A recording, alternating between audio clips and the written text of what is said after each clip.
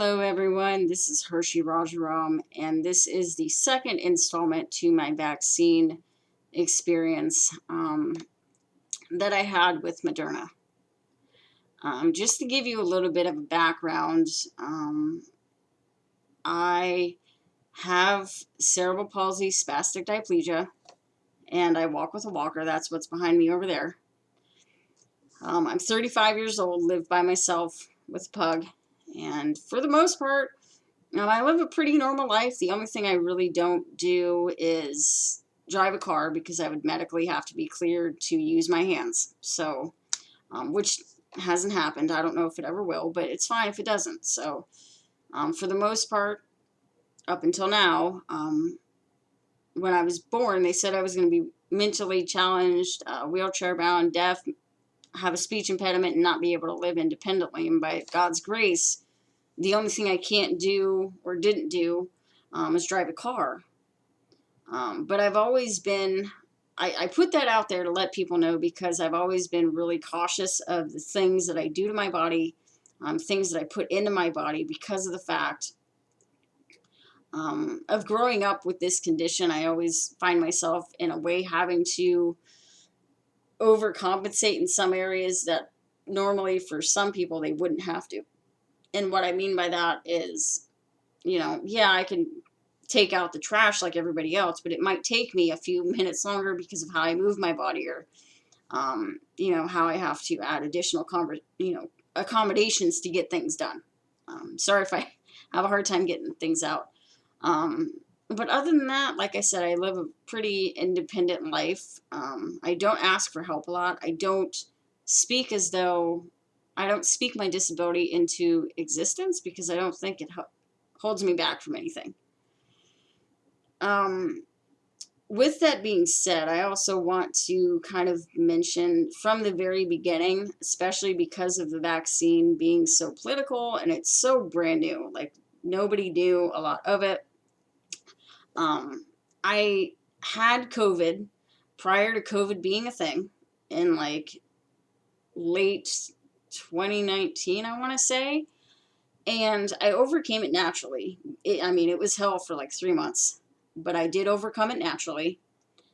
And I would say there was about a good 8 to 9 months, about 8 to 9 months or so, between the period of me having COVID before I got vaccinated, where I was completely fine. I might have had the occasional little flu or stomach bug here and there, but no overall issues other than the underlying issues of my cerebral palsy. I struggled with a little bit of depression, a little bit of anxiety, but we've been on lockdown for how long? You know what I'm saying? 2 years. It's going to cause a little bit of depression and anxiety for anybody. So I never let that really stop me from going to work, having a full-time job, doing my everyday activities, things like that. So when I would get around to go somewhere, I would go via Lyft or Uber, and it's fine. As far as me getting vaccinated, I got vaccinated because of essentially being pushed in the corner by my employer. Not so much by my employer's work mandate or the government's work mandate, I should say, vaccine mandate, sorry. Which if you want to, you can reference to the part 1 of this video experience. So, but essentially, I was pushed into the corner by my previous employer under other issues that were going on. So, I got vaccinated to keep the peace. Let me tell you, it was the worst decision of my life. I had spoken to multiple people about the best, I guess you could say the safest vaccine choice. As we all know now, there isn't a safe choice. But because I was just so hesitant in getting it, to be honest, I was like, listen, I'm not really trying to get it. It got to the point where the still small voice in my spirit was like, listen, don't get this vaccine because you're not going to fare well with it. So I started asking around. I was like, well, what's your experience? What's your experience? And of course, time and time again, I would hear, sore arm, flu-like symptoms for a couple of days. You're sick. That's fine. It's whatever. I even tried to go as far as getting a medical exception 2 weeks, 2 weeks, or I'm sorry, 2 days prior to my appointment to even get vaccinated as like a last resort. And that didn't happen. My previous primary care physician had essentially just thrown her hands up in the air, and she was like, I don't know what to tell you, but because you've been vaccinated with other things before, like, you've been given the flu shot, tetanus shot, you were fine there. I don't really have any room to say that there's a reason for you to not get the COVID-19 shot. Even though she knew I had an extreme sensitivity to a lot of medications. So I've always been really hesitant of things. She was just not about it. She was like, I don't know what to tell you. I was so confident too that she was going to sign the form, because she was always a doctor that was like, anytime you need something, come to me and we'll work something out.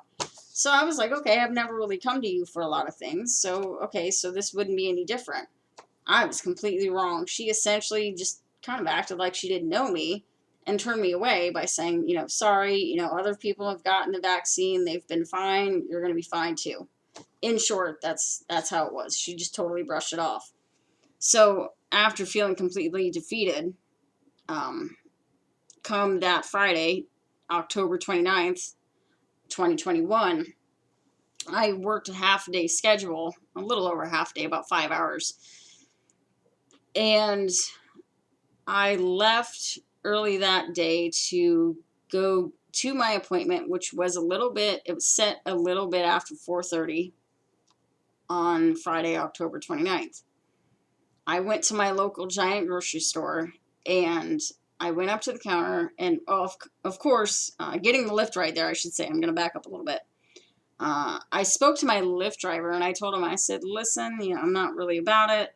I'm not really happy to be doing this. I wasn't like distraught or anything. I wasn't having an anxiety attack, nothing like that. He was like, you know what, you're going to be fine. I felt the same way you did, when I had to get vaccinated. But eventually I broke down, I got vaccinated, and I was fine. You're going to be fine. So getting back to the grocery store, I walk up to the pharmacy counter. The pharmacy tech that was there was a little bit of a language barrier between us. But I told her, I was like, I'm here for the Moderna vaccine. She gave me the piece of paper, the little waiver that you sign saying whatever it says about getting vaccinated. And she was like, go ahead and sit in the chair next to the door that's like next to the pharmacy, like there's a room. And she was like, go ahead and sit in that chair. And, I'll be out in a minute. So I went and sat in the chair. It took literally 20 minutes or so for her to come out of that room with the needle. Now, let me just tell you, in the beginning, I thought it was really weird, because not only did she come out with the needle a good 20 minutes later, but the needle was exposed. Typically, when you see needles, or at least when I see needles, they at least have some sort of cap on the top. This one didn't have a cap on the top, and I can tell you the color of whatever was inside the needle looked like it was a little bit of like an off white yellowish color, which I thought was really weird. It was not one of those like put in your arm and then they push and inject it. It was one of those, it almost made like a pin click sound, like it went in real fast. And that was it. I was given the COVID card a few minutes prior getting vaccinated by the other tech, so I was ready to go after I got the shot. But the person that gave it to me, she was like, why don't you go sit in the chair? I have to watch you for like, I think it was 15-20 minutes. So I was like, okay, I'll sit in the chair. I was on the phone with my girlfriend at the time, and I started telling her about 10 minutes into it or so, I was like, I can't swallow my own spit, and my mind is starting to feel a little foggy. Like, I don't understand what's going on. And she was like, what do you mean? Now, mind you, we decided to get vaccinated on the same day, but she lives like an hour away from me. And she hadn't had her appointment yet. So here she is hearing me, freak out about and have this reaction about just getting vaccinated when she's already afraid of needles. But I was like, I can't swallow my own spit. I don't know what's going on. I start going up to the front counter, and I was like, I told the pharmacy tech that gave it to me, I was like, listen, is it normal to have your throat feel like it's swelling up? And her eyes got really big. I mean, they got really big. She was like, take these 3 Benadryl. She gave me 3 Benadryl pills, and I was like, listen, I can't be taking Benadryl. I'm by myself. I need to request a Lyft or an Uber ride. I don't have anybody else to rely on. I'm by myself. So long story short, I was like, you know what? Forget it. I'm going to just try to get a motorized cart because that's how I grocery shop. And I'm going to get half a pound of shrimp and some salad, and I'm going to go home. And within about 5 minutes of walking away from that counter, I, go towards the entranceway doors to get the motorized cart, and I could tell you the room just felt like it's fuzzy, and it just spun, like it just turned. And I told my girlfriend, I said, I don't feel well. The room feels like it's spinning, and I'm feeling very, very confused. And then my speech started to really get disrupted. Like I had a really, really bad speech impediment. Like it was bad. And I'm like, what's going on? Like I didn't understand it. So I ended up sitting on a bench that was in the area between the 2 double door sections. And I flagged down one of the cashiers, and I was like, call 911, call 911. Or at least try to tell her to call 911. I had trouble getting words out of my mouth. She was like, what's wrong? And I was like, I just got vaccinated. And then she flipped out. She called 911. I had somebody come sit with me. I'm sitting here thinking to myself, what did I just get myself into? Like, this is serious. And once this thing is in you, it's not coming out. It's going to have to run its course. And I just felt this overwhelming sense of like, I should have listened to my gut feeling, and I didn't. And within about 10 to 15 minutes or so, the ambulance had arrived. They took me to the Harrisburg Hospital because I'm located in Harrisburg, Pennsylvania. And they essentially took me there in the ambulance. They started asking me questions. They were like, do you know what day it is? I heard that a lot. Do you know when your birthday is? They were like, what seems to be going on? And I was like, my throat. And I stuttered to get the words out. Like I really had a hard time speaking. And they looked down my throat. They were like, we don't see that anything's wrong, blah, blah, blah. I think it was about 15, 20 minutes to the hospital. I'm not too sure. But I got to the hospital emergency room, and then they started doing a whole bunch of immediate tests on me and getting me prepped for like MRIs, and they tested me. I know immediately for stroke is what they tested me for, to make sure I wasn't having a stroke. But essentially, I ended up spending a total of 5 days in the hospital. Some of those days, for like a day or two, I was in the ER, and then I spent like 3 days in a room up on the 10th floor for the neurological unit. Let me tell you, it was hell on wheels, that whole experience, because I felt it was almost as if people were looking at me like I was a science experiment. It was weird. I was getting a lot of false positive signals. And what I mean by that is I would have people look at me and ask, they were like, so why'd you get vaccinated? And I'm like, well, it was because of my job. I had to get vaccinated because of my job. But it was almost as if they were asking me like, well, why'd you do it? Like you could have said no. Why'd you do it? And that kind of gave me a sense of like, okay, so they're asking me in that sense, like, okay, so they're really on my side. They're really going to try to help me.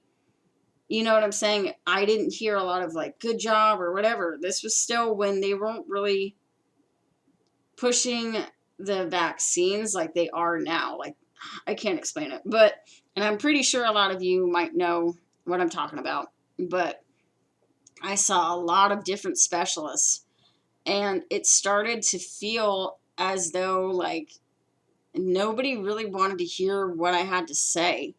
Even in some of the medical record notes, there's a lot of patient thinks that this is related to the COVID-19 vaccine. You know, patient says there was no prior symptoms, that she's currently experiencing, that she's not experiencing any of these current symptoms prior to the vaccine. It's almost as if, like, when you go to the doctor and you know you've been having severe migraines or whatever, severe headaches for like 5 days, but then you go to the doctor and they were like, well, that's not really a severe headache.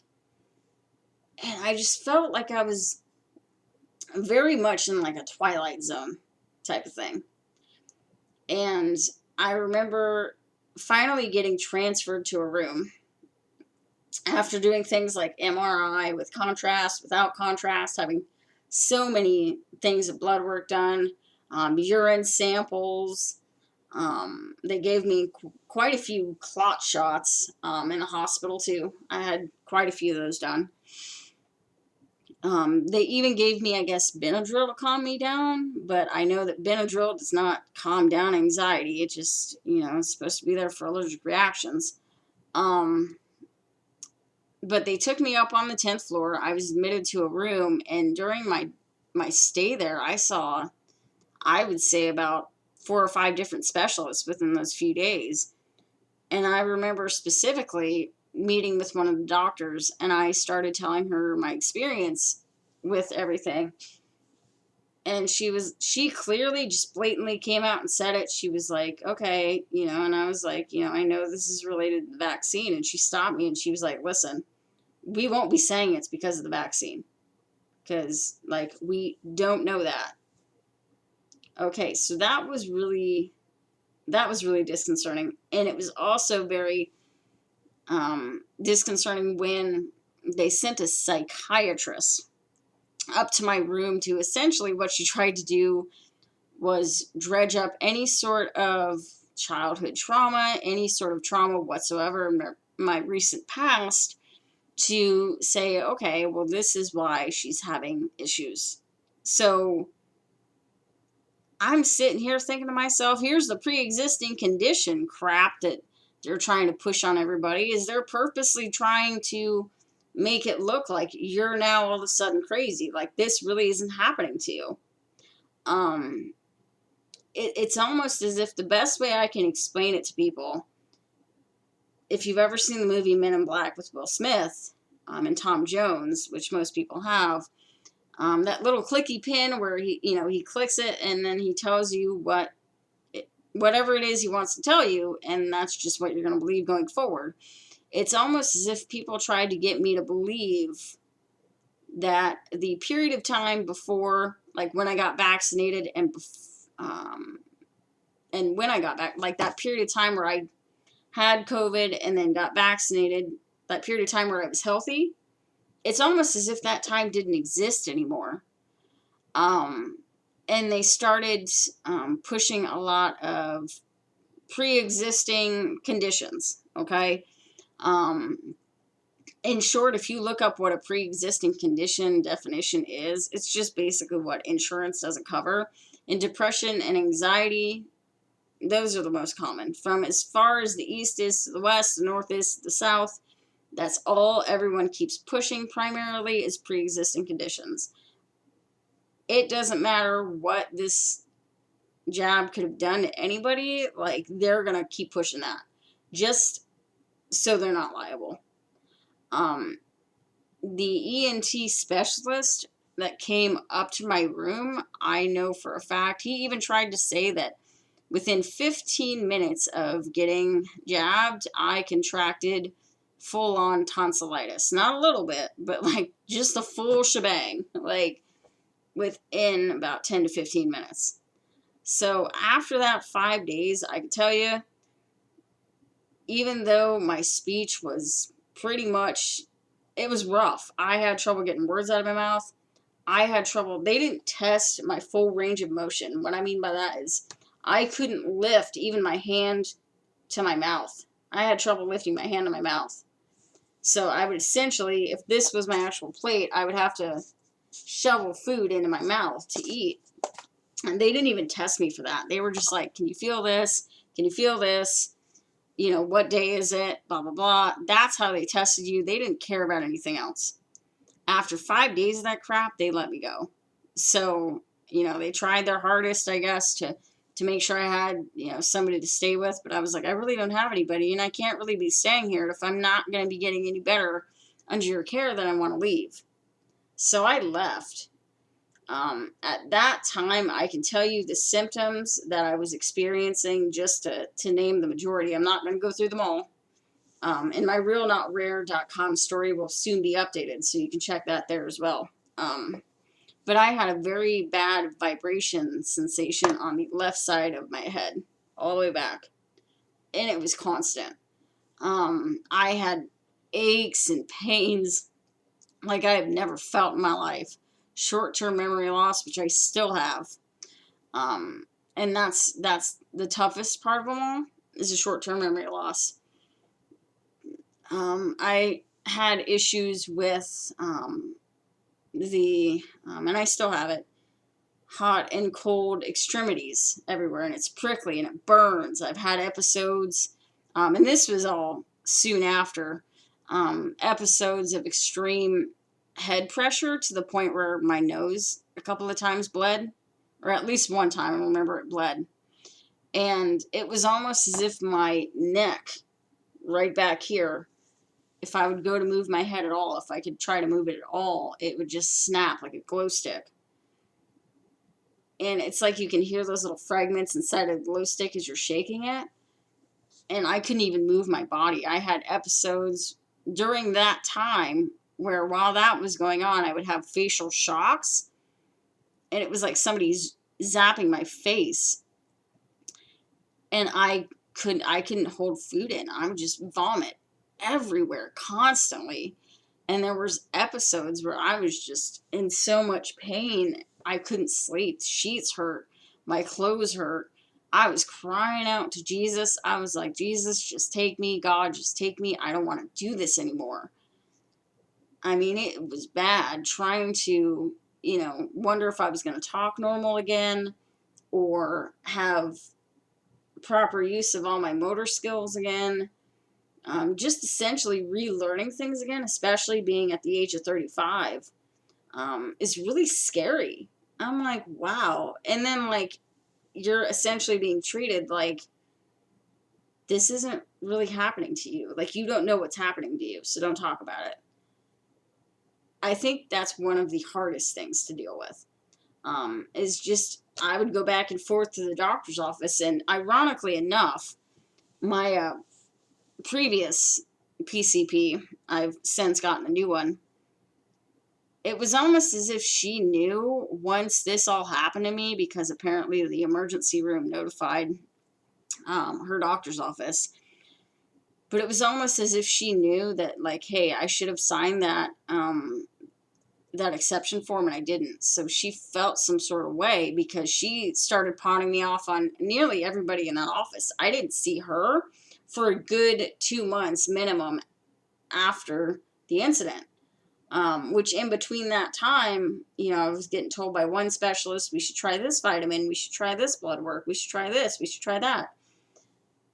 At that time, I didn't have, like, full medical coverage, so I was like, what? Like, I don't want to do that. I'm sitting here, the debts are mounting. I have about almost $7,000 worth of medical debt, not being covered. That I'm like, listen, this is almost as much as my current student loan. I don't want to be dealing with this.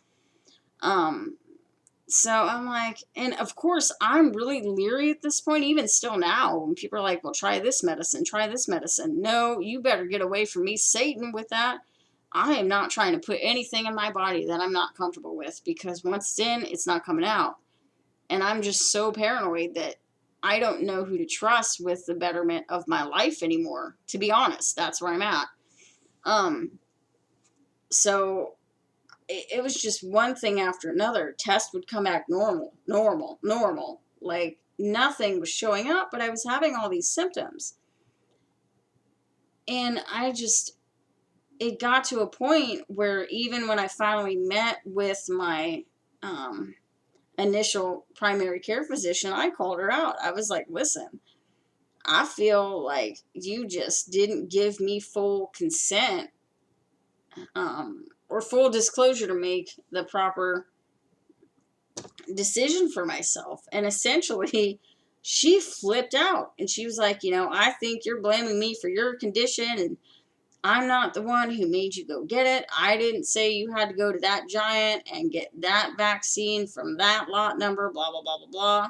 She just went off. And I said, listen, I guess we got to agree to disagree so we can move on. But she essentially tried to make it about how I made her feel some sort of way. And I'm like, listen, lady, I'm not here to talk about your feelings. We accomplished nothing in the last time that we saw each other. That was back in January. So I would say almost 3 months ago, I saw her via telemed. Thank goodness it wasn't physically in person, because I wouldn't have been able to handle that. But I can tell that she just felt some sort of way. And I'm like, listen, she's coming at me with a very hostile demeanor for no reason whatsoever. She essentially ended up hanging up the phone on me and calling me back with a supervisor, which I know is not technically a supervisor that works there. And I was told that I had to get my symptoms notarized. Who the hell does that? Who goes to a notary just to be like, I've had a severe cold and flu like symptom episodes for the last week, and I have to go get them notarized and go to the doctor? Like, nobody.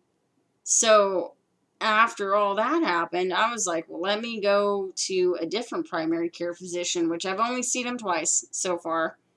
And right now it's March 25th.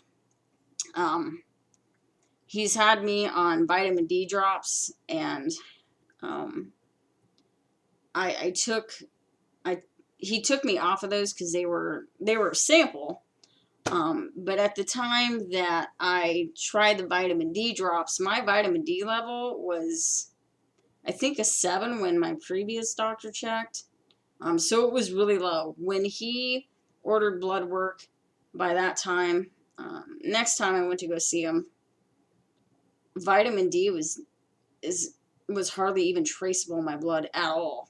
So, and I started feeling like absolute crap to the point where I could barely function, barely move my fingers. It was just aching, pain everywhere. No matter what I touched, I could hear things, and it's like a sensory overload.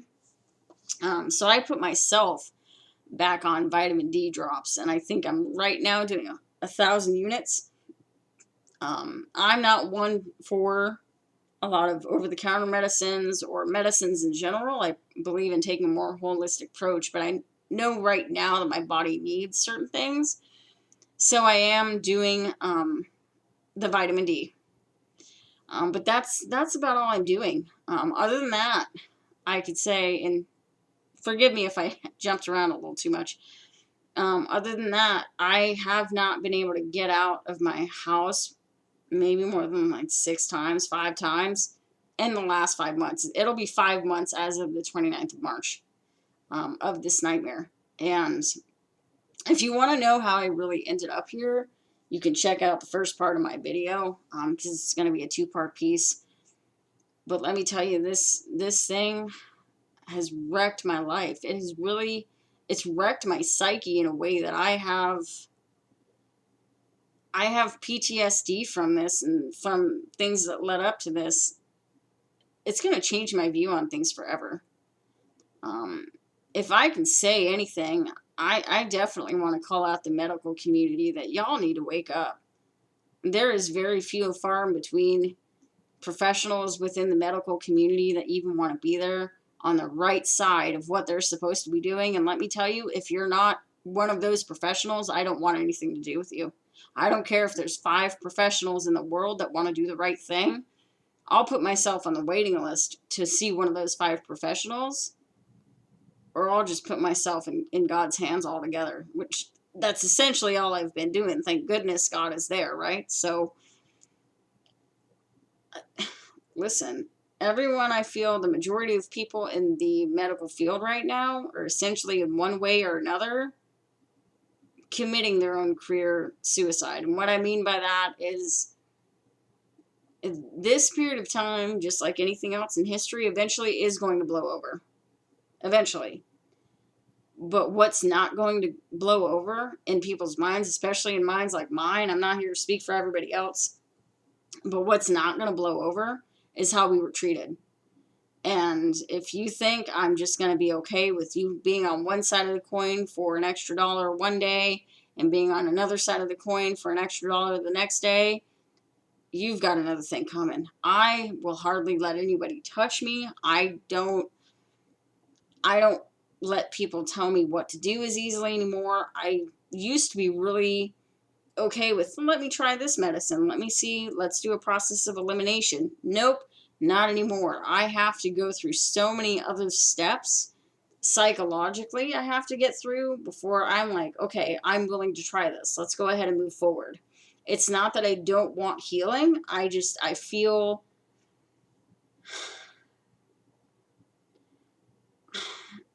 I can't even get the words out of my mouth to admit essentially all of how I feel surrounding this, because it really has changed my life forever. I mean, these gifts, these God-given gifts of living independently, I mean, they put all that on the chopping block without a care in the world. And there is nothing more important to me outside of God itself that would be worth me giving that up. That's my livelihood. No one else is going to take care of me but me.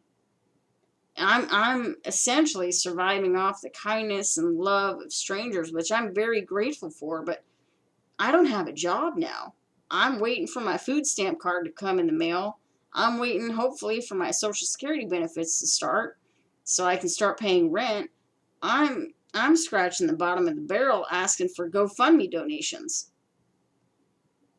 Come on. I should have been celebrating here 3 weeks from today, my 3-year anniversary at my previous job. And now I'm completely unemployed. And let me tell you, it's having done this for, I guess, the betterment of society wasn't worth it. The betterment of society isn't taking care of me. They're not calling to see how I'm doing. They're not reaching out to say, okay, did you fall on the floor today? Are you able to eat? Some of my meals, I will say, I've had to eat through a straw. That's not fun. I've had to have some liquid meals because some days I can't even move, you know? And I'm just like, this isn't a life at all. This is existence. And it's a miserable one at that. I can't, if anything were to happen, I wouldn't be able to defend myself. I got a little pug I got to take care of. I got to be able to take her outside. You know, I've got to be able to do certain things. And I also want to be able to be like, okay, this is a life worth living. And I feel like I'm teetering in the balance. Like my previous doctor took a gamble on my life and lost, and I'm paying the price for it. And there's absolutely no repercussions for that whatsoever. You know, but I'm the one that apparently looks like the villain of like, oh, well, I didn't make you do it. Well, you also didn't sign the exception form, so now here we are. You don't want to take responsibility one way or the other, and you think you're completely untouchable, and that's not how it is. Because one of these days, the tables are going to turn, and you might not like being on the other side. I definitely don't like being on this side. I can tell you right now. For being 35 years old, I didn't think I'd be having a power of attorney and a final will. I didn't think that. I also have a living will as well. I'm 35 years old, and I'm having to think about the possibility of the end stages of my life, because the only time you can really think about that and get those things done is when you're in the right frame of mind, so you don't have time to do it when it's too late, you're already dead. So I mean, this is no joke. I will say that if my symptoms aren't constant, they cycle. So I am still very cautious about saying, okay, well, I'm better from this or I'm better from that, because I don't really know yet. I will say I have not had episodes in a while of the extreme headaches and vomiting. I haven't had episodes in a while of the vibrations on the side of my head, things like that.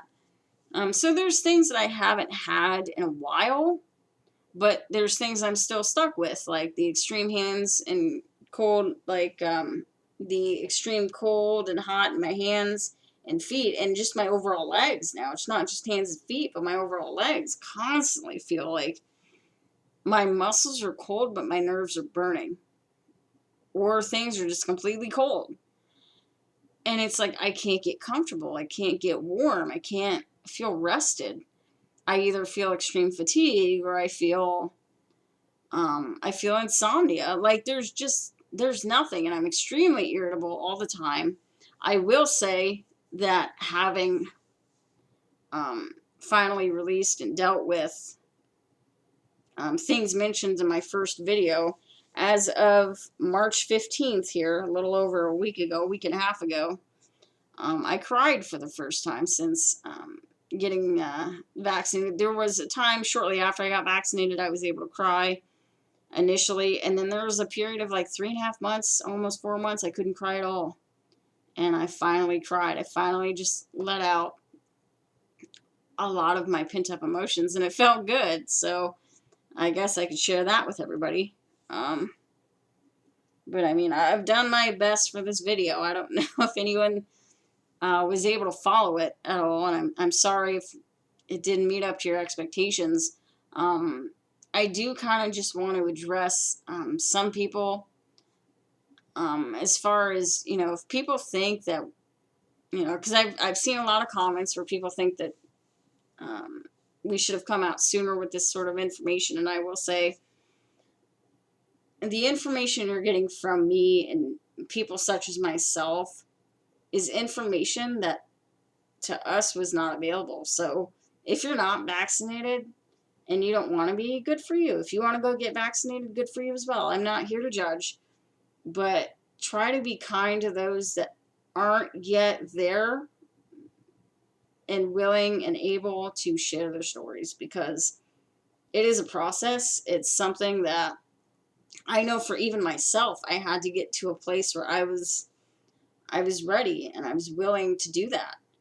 Because it's a lot, I reached out to people before I got vaccinated concerning stories of people that had severe reactions, such as, the convulsions and the twitches, which I've also had as well, off and on.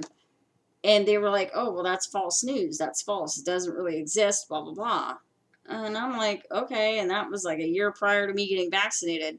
A year later, I go through what I went through regarding this injury, and I find out that it was, in fact, true. It was real.